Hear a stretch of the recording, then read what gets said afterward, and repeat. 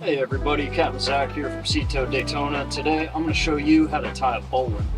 You can purchase dock lines that have pre-spliced eyes in them, but if you don't have a line like this, it's always good to know how to tie that eye on it.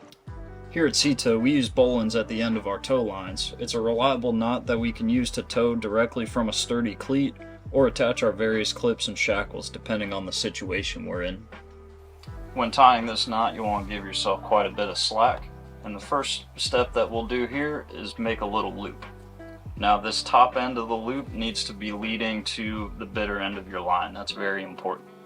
But you'll take the bitter end and you'll go under the hole you just made yourself, around the back end of the knot, and then back down into the hole.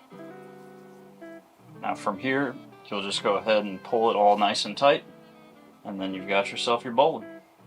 I hope you guys found this video helpful, and if so, please let us know down in the comment section below.